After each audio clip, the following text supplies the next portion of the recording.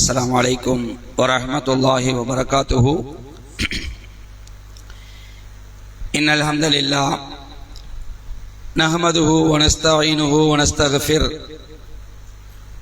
ونعوذ بالله من شرور أنفسنا ومن سيئات أعمالنا. من يهده الله فلا مضل له ومن يضلل فلا هادي له. وأشهد أن لا إله إلا الله وأن محمدا அப்துஹு வ ரசூலுஹு அம்மா பஅத்.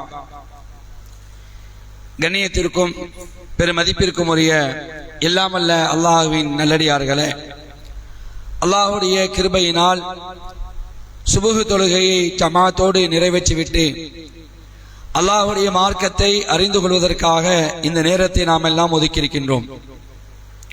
இந்த வாய்ப்பை நமக்கு ஏற்படுத்தி தந்த வல்ல ரஹ்மான் அல்லாஹுக்கே அனைத்து புகழும் என்று அல்லாஹ்வை போற்றி புகழ்ந்தவனாக இந்த சிறிய உரையை துவங்குகிறேன்.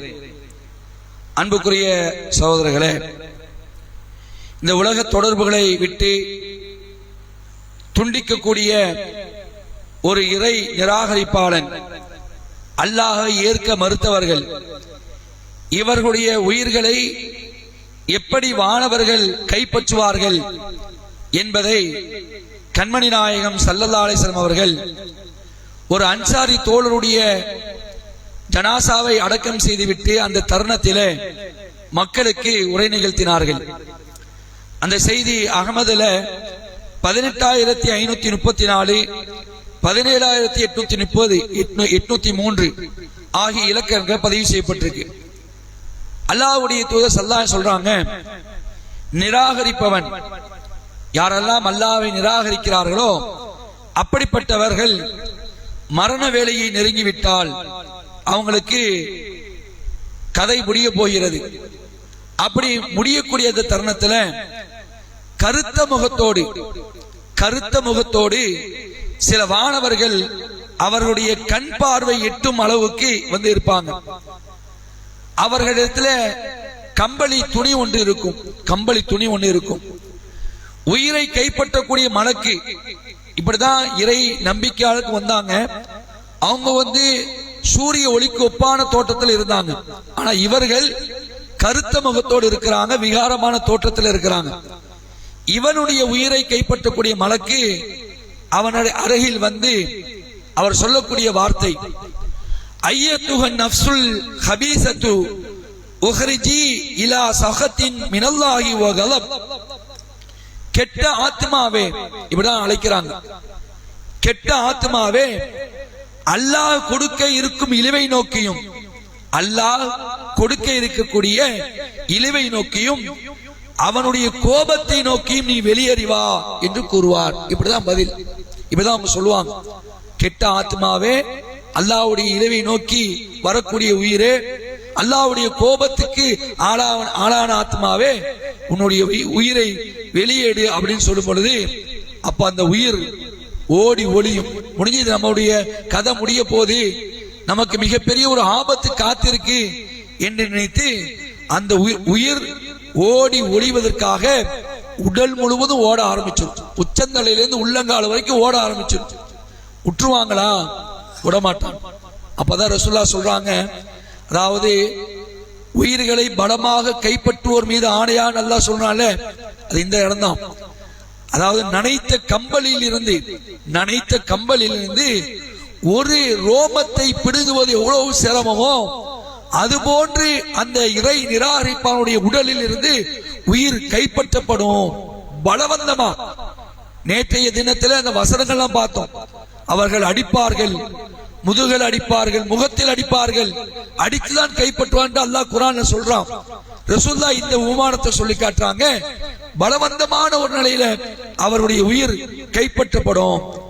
கொஞ்ச நேரம் கூட அந்த வானவர் உயிரை கைப்பற்றார்ல, அந்த வானவர் கொஞ்ச நேரம் கூட தன்னுடைய கையில் வைக்க மாட்டார், கையில வச்சுக்க மாட்டாங்க. உடனே அந்த துணியில நினைச்சுவாங்க, கம்பளி துணி, அதுல போட்டுருவாங்க. பின்னர் அந்த கம்பளி துணியில போட்ட உடனே அப்படியே முதல் வானத்துக்கு அந்த உயிர் எடுத்து செல்லப்படும். பாருங்க எவ்வளவு மோசமான ஒரு நண்டு. இவ்வுலகத்தில் வீசக்கூடிய துர்நாற்றத்தை விட இந்த உலகத்தில் வீசக்கூடிய துர்நாற்றத்தை விட அதிகமாக துர்நாற்றம் அந்த உயிரிலிருந்து வீசும். இதை எடுத்துட்டு தான் என்ன செய்வாங்க, முதல் வானத்துக்கு கொண்டு போவாங்க. முதல் வானத்துக்கு கொண்டு போன உடனே அங்க இருக்கக்கூடிய வானவர்கள் கூட்டம் அவங்க பக்கத்துல போன உடனே யாருடைய உயிரை கொண்டு வந்திருக்கிறீங்கன்னு கேட்கிறாங்க. எவனுடைய உயிரை கொண்டு வந்துள்ளீர்கள் என்று கேட்கும் பொழுது அப்ப அவங்க சொல்லுவாங்க, இன்னாருடைய மகன் இன்னார் என்று சொல்லப்படும். சில ரிவாயத்துல வருது, இவர்கள் உலகத்தில் ஆட்டம் போட்டிருப்பார்கள், அழிச்சாட்டியம் செய்திருப்பார்கள், என்ன விட்டால் ஆளில்லை என்று நினைத்திருப்பார்கள். அவர்களுக்கு ஒரு புனைப்பெயர் வேறு இருந்திருக்கும். இந்த பெரிய ரவுடிகள்லாம் இருக்காங்கல்ல, ரவுடிகளாக இருக்கக்கூடியவர்களுக்கெல்லாம் ஒரு புனைப்பெயர் ஒண்ணு வச்சிருப்பாங்க, அந்த ஆள் இந்த ஆள்னு சொல்லிட்டு. அப்படிப்பட்ட புனைப்பெயர்களை சொல்லியே இது மாதிரியான ஒருத்தர் நாங்க கொண்டு வந்திருக்கிறோம் என்று அவங்க சொல்லுவாங்க. அப்போ அங்க பதில் சொல்லப்படும், அவனுக்காக வானம் திறக்கப்படாது. முதல் வானத்தில் சொல்லப்படும், அவனுக்காக வானம் திறக்கப்படாது என்று ரசூலுல்லாஹ் இந்த செய்தியை சொல்லிட்டு அதுக்கப்புறம் ஒரு வசனத்தை ரசூலுல்லாஹ் ஓதி காட்டுறாங்க. சூரா அஅராஃப் 7வது அத்தியாயம் 40வது வசனத்தை அல்லாஹ்வுடைய தூதர் ஸல்லல்லாஹு அலைஹி அவர்கள் ஓதி காட்டுகிறார்கள். எப்படி ஓதுறாங்க? இன்னல்லதீன கذبு பிஆயாத்தினா வஸ்தக்பரு அன்ஹா லா துஃபத்தஹு லஹு அபுவாபுஸ் ஸமா. ரசூலுல்லாஹ் ஓதுறாங்க, நமது வசனங்களை பொய் என கூறி, அல்லாஹ்வுடைய வேத வரிகளை பொய் என கூறி அவற்றை மறுத்து பெருமை அடிப்போருக்கு வானத்தின் வாயில்கள் திறக்கப்பட மாட்டாது. அல்லாஹ்வுடைய வார்த்தை ரசூலுல்லாஹ் ஓதி காட்டுறாங்க. தொடர்ச்சியா ஓதுறாங்க, வலா யதுகுலுல் ஜன்னத ஹத்தா எலிஜல் ஜமலு ஃபீ சம்மில் கியாத். ஊசியுடைய துவாரத்துல ஒட்டகம் நுழையும் வரை இவர்கள் சொர்க்கத்தில் நுழைய மாட்டார்கள், வாய்ப்பே இல்லை, சொர்க்கத்துக்கு போகவே முடியாது மறுமையில, ஊசியுடைய துவாரத்துல ஒட்டகம் நுழையும் வரை சொல்லிட்டு ரசூலுல்லாஹ் சொல்றாங்க, ஓ கதாலிக்க நஜிசில் முஜ்ரிமீன், இவ்வாறு குற்றவாளிகளுக்கு கூலி கொடுப்போம் என்ன இந்த இறைவசனத்தை ரசூலுல்லாஹ் அந்த இடத்துல ஓதி காட்டுறாங்க. அதுக்கப்புறம் என்ன நடக்கும்? ஏக இறைவன், அகிலங்களின் இறைவன் உயிரை சுமந்து வந்த அந்த மாணவரிடத்துல பார்த்து அவனுடைய ஏடுகளை, அவனுடைய செயல்பாடுகளை நல்லவர்களுக்கு இல்லைன்னு சொன்னான், தீயவர்களுக்கு இவர்களுடைய செயல்பாடுகளை பூமியின் அடிப்பாகத்தில் இருக்கக்கூடிய, பாருங்க எவ்வளவு பெரிய மோசமான, பூமியின் அடிப்பாகத்தில் இருக்கக்கூடிய சிஜ்ஜீன் என்று சொல்லக்கூடிய இடத்திற்கு எரியப்படும். இப்படிதான் அல்லாஹ் தூக்கி போட்டுருங்கன்றான்.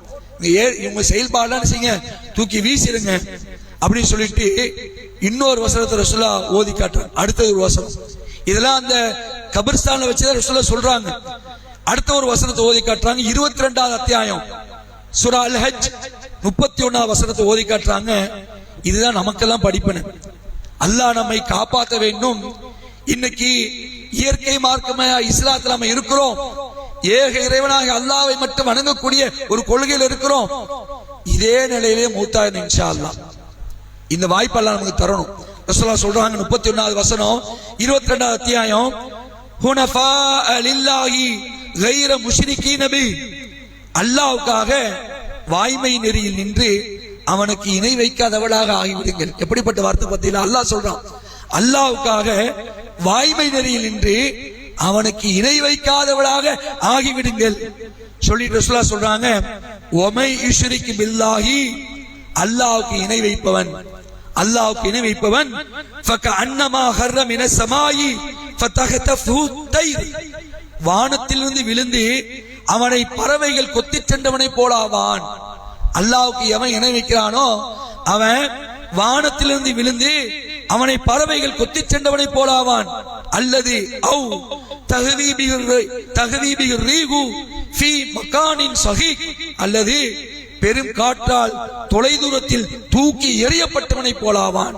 தூக்கி போடப்படுதா உயிர், மேலேந்து தூக்கி போடப்படுது, அவனுடைய செயல்பாடும் தூக்கி எறியப்படுது.